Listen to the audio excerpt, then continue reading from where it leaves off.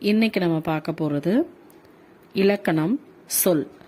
பூ மலர்ந்தது, மாடு புல் தின்றது. ஓர் எழுத்து தனித்தோ பல எழுத்துக்கள் சேர்ந்தோ பொருள் தரும் வகையில் அமைவது சொல். அது 2 திணைகளையும் 5 பால்களையும் 3 வகை இடங்களையும் உலக வழக்கிலும் செய்யுள் வழக்கிலும் வரும் வெளிப்படையாகவும் குறிப்பாகவும் விளங்கும். 3 வகை மொழி: தனிமொழி, தொடர்மொழி, பொதுமொழி என மொழி 3 வகையாக அமையும். இத நன்னூல் 260 ஒரு மொழி ஒரு பொருளனவாம், தொடர்மொழி பல பொருளன, பொது இருமையும் ஏற்பன அப்படின்னு சொல்லியிருக்காங்க. இப்ப தனிமொழி அப்படின்னா ஒரு சொல் தனித்து நின்று பொருள் தருமாயின் அது தனிமொழி எனப்படும். எடுத்துக்காட்டு: கண், படி, இது பகாபதம். கண்ணன், படித்தான், இது பகுபதம். அடுத்தது தொடர்மொழி. 2 அல்லது அதற்கு மேற்பட்ட தனி மொழிகள் தொடர்ந்து பொருள் தருவது தொடர்மொழி. இப்ப எடுத்துக்காட்டா பார்த்தோம்னா கண்ணன், படித்தான், இதெல்லாம் தனிமொழி அப்படின்னு பார்த்தோம்.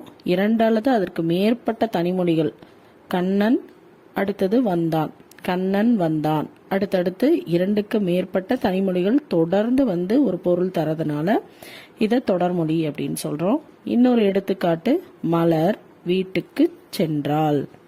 அடுத்தடுத்து வருது இல்லையா, அதனால இது தொடர்மொழி. பொதுமொழி அப்படின்னா ஒரு சொல் தனித்து நின்று ஒரு பொருளையும் அச்சொல்லே பிரிந்து நின்று வேறு பொருளையும் தந்து தனிமொழிக்கும் தொடர்மொழிக்கும் பொதுவாய் அமைவது பொதுமொழி எனப்படும். இதுக்கு எடுத்துக்காட்டு: 8. 8ங்கிறது 8 என்ற எண்ணை குறிக்கும்.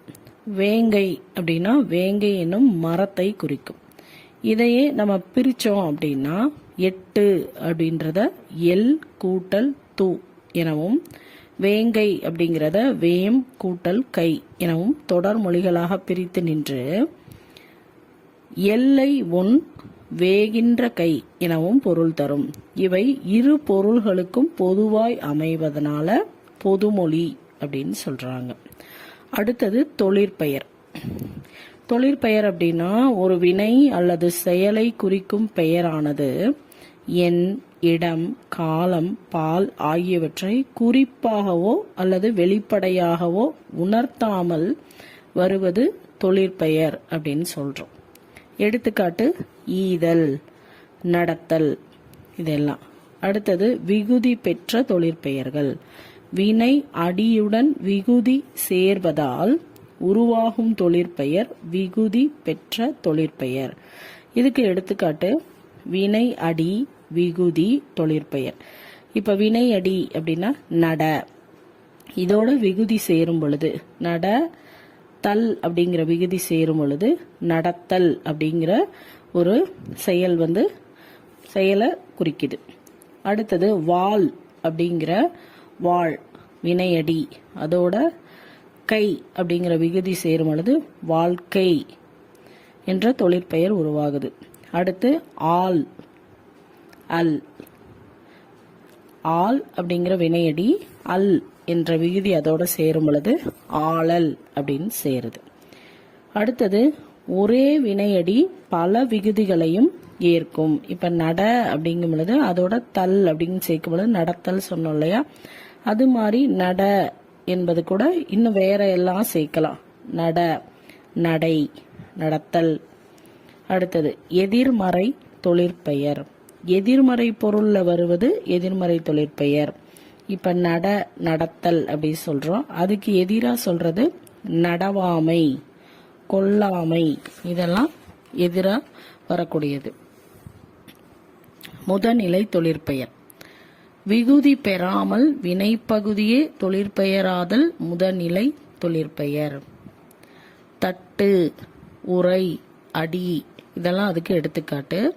இச்சொற்கள் முறையே தட்டு, தட்டுன்னா தட்டுதல், உரை, உரைத்தல், அடி, அடித்தல் என்று பொருள்படும் போது முதல்நிலை தொழிற்பெயர்களா ஆகுது அப்படின்னு சொல்றாங்க. அதாவது விகுதி இல்லாம இதுவே வினைப்பகுதியே தொழிற்பெயரா மாறுறதுக்கு பேர் தான் முதநிலை தொழிற்பெயர் அப்படின்னு சொல்றோம். அடுத்தது முதநிலை திரிந்த தொழிற்பெயர். விகுதி பெறாம முதநிலை திரிந்து வரும் தொழிற்பெயர் முதநிலை திரிந்த தொழிற்பெயர் சொல்றாங்க. இப்ப கெடுதல், இதனுடைய முதநிலை கெடு. இதனுடைய முதநிலை திரிந்த தொழிற்பெயர் கேடு. சுடுதல் அப்படிங்கிறது தொழிற்பெயர், இதனுடைய முதநிலை சுடு. இதனுடைய முதநிலை திரிந்த தொழிற்பெயர் சூடு அப்படின்னு சொல்றோம். இப்ப தொழிற்பெயர்லயே நம்ம விகுதி பெற்ற தொழிற்பெயர், எதிர்மறை தொழிற்பெயர், அடுத்து முதல்நிலை தொழிற்பெயர், முதல்நிலை திரிந்த தொழிற்பெயர் அப்படின்னு 4 விதமா பார்த்தோம். அடுத்தது வினையால் அணையும் பெயர். ஒரு வினை முற்று பெயரின் தன்மையை அடைந்து வேற்றுமை உருபு ஏற்றும் ஏற்காமலும் வேறு ஒரு பயனிலையை கொண்டு முடிவது வினையால் அணையும் பெயர் அப்படின்னு சொல்றாங்க. அது தன்மை, முன்னிலை, படர்க்கை ஆகிய 3 இடங்களிலும் 3 காலங்களிலும் வரும் அப்படின்னு சொல்றாங்க. எடுத்துக்காட்டு, வந்தவர் அவர்தான், வந்தவர் அவர்தான். இன்னொன்னு பொறுத்தார் பூமி ஆழ்வார். இதுதான் அதுக்கான எடுத்துக்காட்டு கொடுத்திருக்காங்க. வினையால் அணையும் பெயர் அப்படின்னா ஒரு வினை முற்று பெயரின் தன்மையை அடைந்து வேற்றுமை உருவு ஏற்றாலும் ஏற்காமலும் வேறொரு பயனிலையை கொண்டு முடிவது வினையால் அணையும் பெயர். இப்ப அடுத்ததா தொழிற்பெயருக்கும் வினையால் அணையும் பெயருக்கும் உள்ள வேறுபாடு. தொழிற்பெயர், வினையால் அணையும் பெயர். தொழிற்பெயர் அப்படின்னா வினை பெயர் தன்மையாகி வினையையே உணர்த்தி நிற்கும்.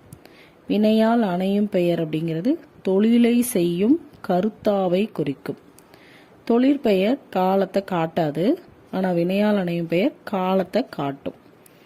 தொழிற்பெயர் படர்க்கைக்கே உரியது, வினையால் அணையும் பெயர் 3 இடத்திற்கும் உரியது. இப்ப இதுக்கு எடுத்துக்காட்டு சொன்னோம்னா பாடுதல், படித்தல் சொல்றோம். எடுத்துக்காட்டு பாடியவள், படி